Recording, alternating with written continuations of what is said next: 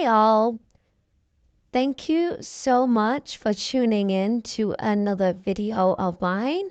My last video, I was getting some pretty good feedback, so I'm happy that many of you can relate to what I was talking about.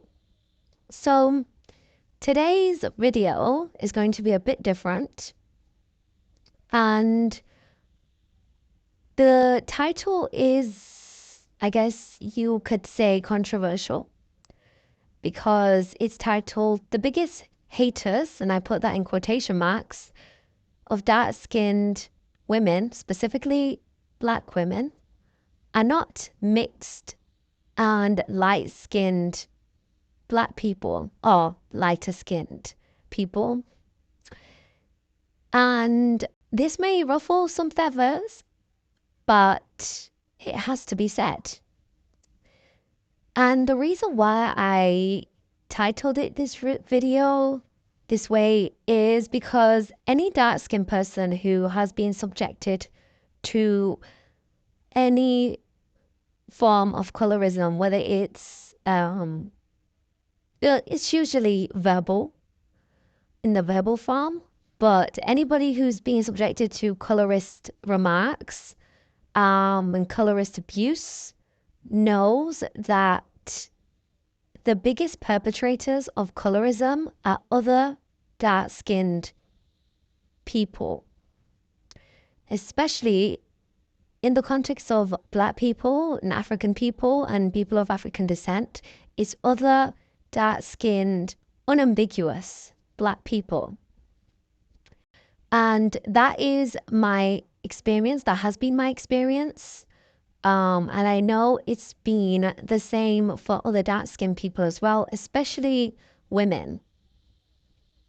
And in my experience, the people, like I said, who used to bully me or make nasty remarks about my skin tone or use my skin tone as a way to get under my skin and try to make me feel insecure, were other dark-skinned people, other unambiguous dark-skinned people. Some of them were darker than me.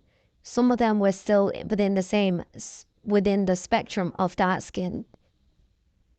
And I received this from men and women alike. So it wasn't specifically fixed on a specific gender. It was from both ends. And I wondered why that is. You know, I had no issues growing up with people who were lighter than me, people who were mixed. Like if I did ever have a disagreement with them, not that I can even remember, my skin tone has never been a thing where it was usually brought up. You know, even when interacting with people of other races, people outside of African descent, my skin tone was never something that was used against me. So, yeah, and it just goes to show to me over the years that a lot of dark-skinned people, like I said, are the biggest perpetrators, are the biggest colorists out there. And I have also noticed that not only do they project that hatred of themselves and that colorism onto other dark-skinned people, but they also like to project that onto other mixed and lighter skinned people. And like I said, in this context, lighter skinned black people. And I think the reason being is because these colorist dark skinned people, they most likely 9 times out of 10, they also experience colorism. They also were subjected to racial abuse, colorist abuse from either their family members, friends, and whatnot. And because they feel so low of themselves, they cannot fathom seeing other people of their skin tone or even darker than them being happy and content in their own skin. And with that hurt and trauma, they project that onto all of those happy dark skinned people, people who are happy within themselves, people who are happy in how they look like in their natural state, who don't have an inferiority complex. They want to project down to them because it's like, how dare you? How dare you feel good about yourself? Well, I'm here feeling so crappy about myself because of my skin tone. You cannot be happy. We're basically the same. You need to be as miserable as I am. And I think that's the reason why they do it. And similarly, like I said, they project this onto also mixed people and light skinned people. It's kind of like they want to make them feel guilty for something that they never did, because in their eyes,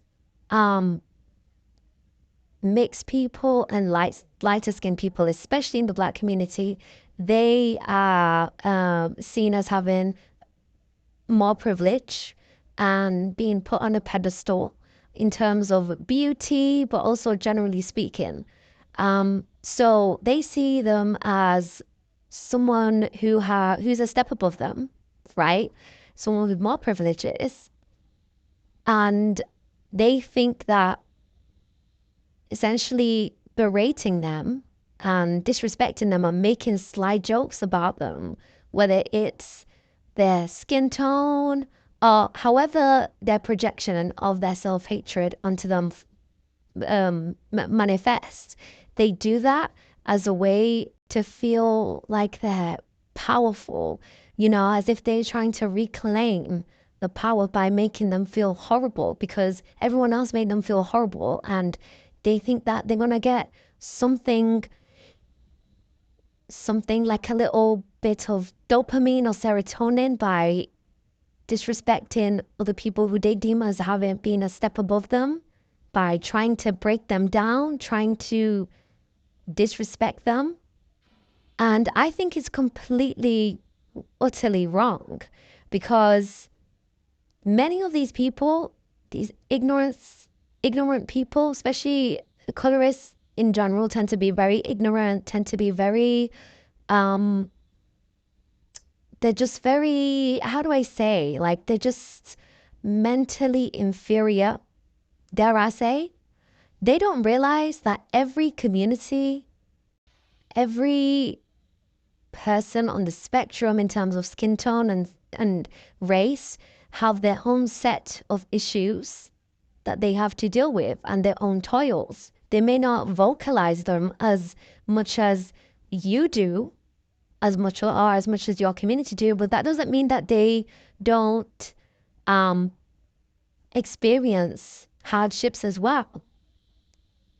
Because, by targeting mixed people and light-skinned people, thinking that they're not going to retaliate because, you're trying to make them feel guilty for something that essentially they did not do, you're making enemies of them.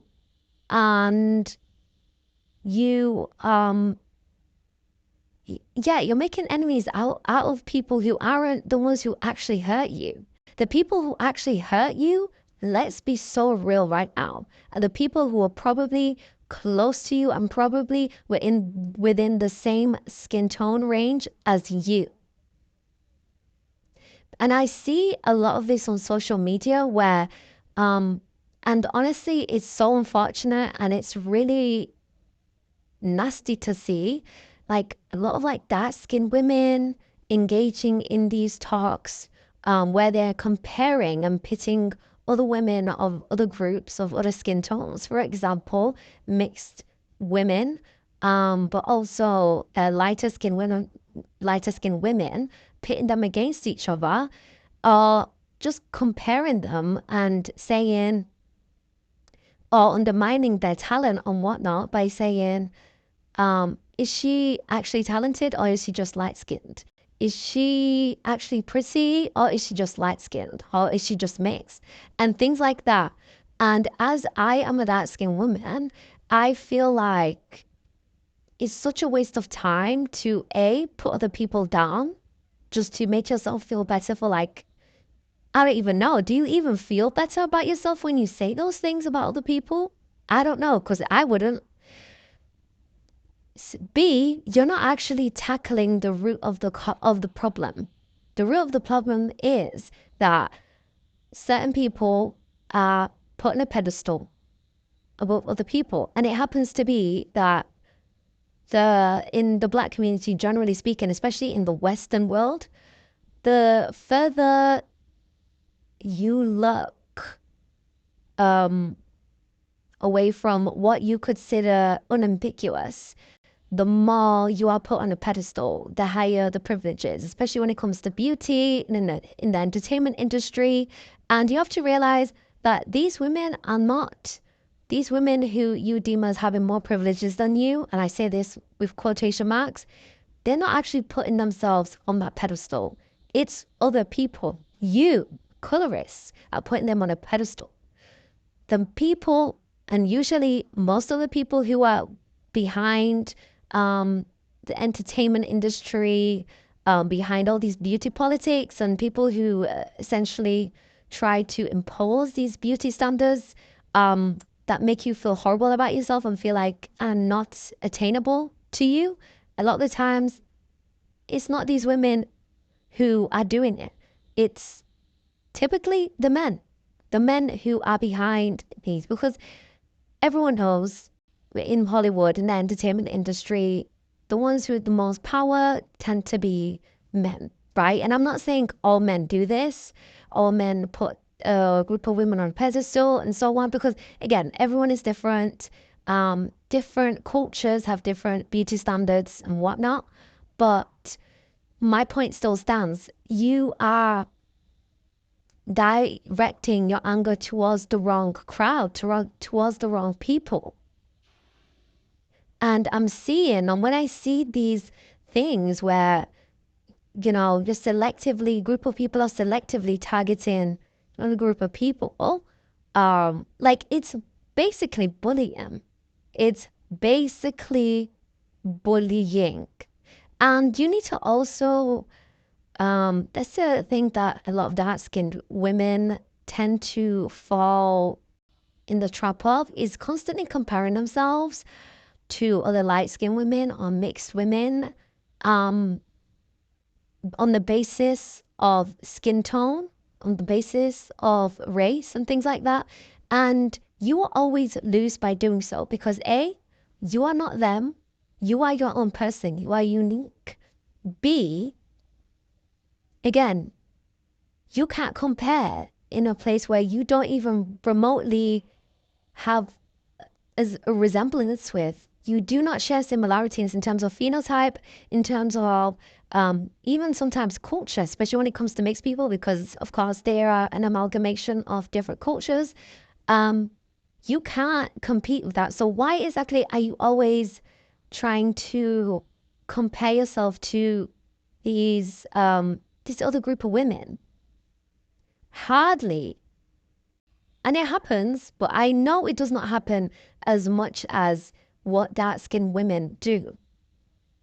When it comes to comparing themselves to other people, I don't see these mixed women and light-skinned women comparing themselves to dark-skinned women as much as dark-skinned women do. And that just shows a lot. And it really just says it says a lot about your self-esteem when you do that. It means that your self-esteem is in the pits of hell, because for starters, if you want to compare yourself to somebody, compare yourself to someone who actually has similarities to you. So at least you can actually make a valid comparison based on something, right? Rather than comparing yourself to, it's like comparing an apple to lettuce. I know, it's such a weird comparison, like so stupid. But the point of the matter is, they're two completely unique, different types of foods, and they each have their own purpose. And that is similar to what I'm talking about right now, you know? So I think that's something that dark skinned women really need to think about and not fall into the trap of, is directing their anger, their trauma, their hurt towards other group of women. Because you're looking at them and you are seeing an enemy, when really and truly they're not the enemy. It's like really look inwards, right? And again, when I see those things on social media, because honestly, over the past years, I feel like it's increased a lot and it's become a lot more acceptable for darker skinned people, darker skinned women as well, to pounce on these light skinned women, or whenever a woman who is ambiguous gets praised for their ambiguity, and when the ambiguity is linked to their beauty. Whenever I see that, I see how some women, not all, some dark skinned women seem like they are getting, they get a little bit mad, they get a little bit annoyed, and it's like, oh, you're just saying this because she's light skinned, or you're just saying this because she's mixed. And it's like, what if them being light skinned or them being mixed is part of their beauty? Just like how you think how some dark skinned people, and I think, like, for instance, myself, I think that my skin tone, it is a part of my beauty. Like, it's beautiful, especially when I'm wearing bright colors. They really do, um, they really suit my skin tone, and I think that's part of the beauty. So why can't the same be applied for people outside of your group? Why do you want to go by one set of rules, but other people can't go by those same set of rules as you? That is hypocrisy. And that's why when you speak about your issues, you can't speak about colorism and then also perpetuate the same attitudes towards other group of people. And these same attitudes are the very same attitudes that made you feel like a piece of absolute rubbish.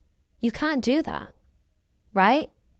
And I also have noticed when I'm looking at these profiles of these women who are targeting these other women, it's like you have loose curly hair, right? A loose curly wig, or um loose curly weave or sewing and whatnot. Like, basically something that doesn't really emulate your actual natural hair, which in my opinion isn't wrong, right? You can do whatever you want with your hair, but when you have that and then you are contouring your nose to make it a lot more smaller, a lot more defined, some of them are bleaching that have bleached skin, but yet you're making comments like this towards women who look like what you are trying to emulate. What does that say about you? You're essentially copying the you're copying, but yet you're bullying the very same person that you're trying to look like. How does that make any sense? And that just shows that, again, you hate yourself, sorry to say, and you are, of course, trying to project your insecurities onto them. But then again, goes back to what I'm saying about what I said about colorists, how they also do the same to other dark skinned people. Because when they see someone who is actually happy within their natural state, they cannot stand it. They can't stand it. So that is something that you need to think about, and everyone needs, in my opinion, needs to really think about. Um, for instance, another an example of why I think other dark-skinned people, dark-skinned Black people especially, and of course I am African, so this may be a bit more niche as well, but but I probably think that most of you will be able to relate to this, is how you know some family members, some dark skinned family members will make stupid comments, in my opinion, where, for instance, there was a time where one of my family members who was a woman told me that I shouldn't wear black clothes because they will overshadow me and I'm already dark skinned. And I should opt for brighter colored clothes. And maybe she thought that she was being genuine with her advice. And because she was dark skinned herself, like that's something that she also followed and went by. But really and truly, it's not genuine. Because so what if you're wearing something black, like black color, the color black can fit pretty much any skin tone of any race, of anything. It's one of those colors that are pretty much universal. Sure, maybe you can look better in other colors and other shades, 100%. But that doesn't mean that you should stop wearing black because someone told you that it doesn't go with your skin tone. Like, really and truly, who are they to say that? And that's something that I really had to think about over the years. And it just shows how they really feel about themselves too. Again, if maybe she doesn't want to wear black because she thinks that it will overshadow her because she's already dark skinned. But why does she feel the need to go tell another dark skinned person to follow the same thing that she's doing? No. And that's one of the things that I think those dark skinned people go through, like those little sly remarks that are kind of laced as advice, as loving advice, when really and truly we all know what they're saying. And there was also another time where a so-called friend told me that white nail polish doesn't suit my skin tone and especially doesn't go with darker skinned skin tones. And now that I think about it, it's like, oh my days, what the heck? Are these people being, was she being serious? And when I was really insecure around that time, I actually did stop wearing white nail polish. But over the past few years, I have been wearing white nail polish and I love it. I love white nails on my skin tone. Yes, I am a lot more warmer toned person, and white, depending on the type of white, you know, warmer whites, like creamy off whites, are probably much more suitable for my skin tone. But I also still like wearing cool toned whites, and that's the type of white that I had, and I like it. Right? Just because there are other alternatives that may look better does not mean that what you like should be completely ruled out. If you like it and you like how it looks like on you, wear it, honestly. So again, these are examples of how other dark skinned people perpetuate colorism. And oh yeah, that so-called friend was like maybe, I guess, like a shade or two shades lighter than me. She was still kind of like within the dark skinned spectrum. But what I found so hypocritical is that she always used to wear white on her, like literally white nail polish on all the time. And I found that really, really hypocritical because, like, why exactly are you trying to tell me to not wear something whilst you're doing it yourself and you're literally like one, two shades lighter than me? Like, what? Does that make any sense? No, it doesn't. And listen, guys, I could go on and on and on, but this just shows again how insecure people project their insecurities onto other people. They want other people to feel crap like them because why? Misery loves company. Misery loves company. And this also can be seen in like the dating world, or when it comes to gaining attention, well, not gaining attention, but when you get attention from the opposite gender, men. There was a time when I was in like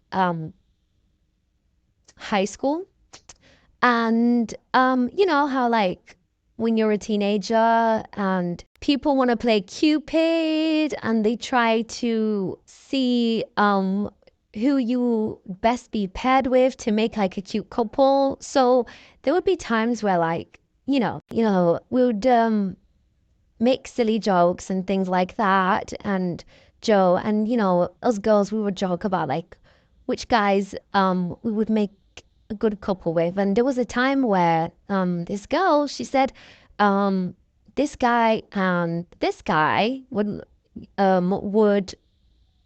if you guys were together, you guys would make such a cute couple. And a so-called friend next to me was like, oh no, they don't sue. I don't think that guy would go for her. And I was like, are you serious? In my head. And now that I reflect on it, that person was so jealous. Honestly, so jealous. It's mad. And when you're like in a more fragile, insecure state, you just the thought of someone being jealous of you just doesn't come to your mind. Like it's not the first thing that comes to your mind. But when you gain more self-esteem and self-confidence, you realize that a lot of these people are actually jealous of you. And you think, why were they jealous of me? Like, I was literally like, in your opinion, you feel like you was nothing to be jealous about. But clearly you have something that they don't have and they want. And I will say that the girl who was saying that these two guys would look really and I would look really cute together, they were actually good looking guys. They were what they would call they were considered attractive amongst the girls. And then I came to find out later on that that so-called friend that made that rude comment actually had a crush on one of those guys. So there's that. Again, that also shows how these colorist dark skin people, they don't want to accept that a girl that is darker than them, someone who's darker than them, someone who's the same shade as them, can be seen as pretty by the opposite gender, or can be paired up with someone who is deemed widely attractive. And that just shows how they really feel about themselves too. Or, other comments where, again, when you get male attention and some insecure person, dark skinned person, in my experience, is usually darker skinned people who are of a darker complexion. They would say, oh, they only like you because your body. Oh, they only like you because your hair. Oh, they only like you because of so and so. It can never be because they actually think that you, as a whole human being, you are a pretty human being. They can never think. They're always trying to nitpick something, right? To attribute that attractiveness to. They can never just think it's like the whole package, which is so problematic. But thank God for time, thank God for reflection, thank God for self-esteem and self-confidence, because now I can actually talk about it. And I hope that more dark skinned people are more aware of this and these type of tactics.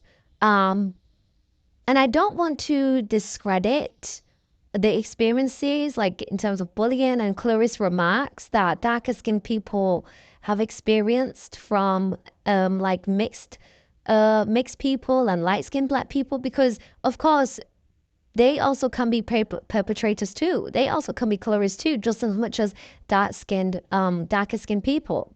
So I don't want to invalidate your experiences. So if that's what you've experienced, and you've experienced colorism at their hands, I'm not here to invalidate your experience, but really and truly, I'm here to offer another perspective. And I want to really emphasize on looking inwards and looking at your immediate surroundings and your environment and see that majority of the time, those problems, these, your insecurities stem from the people who have close proximity to you. Yeah, majority of the time. So that's it for this video. I hope you all enjoyed it, and I hope that you now understand why I titled this video the way I did. And I hope that you can relate. And if you can relate, please comment down below what your experiences are and what you think. Thank you so much for watching, and see you in the next one.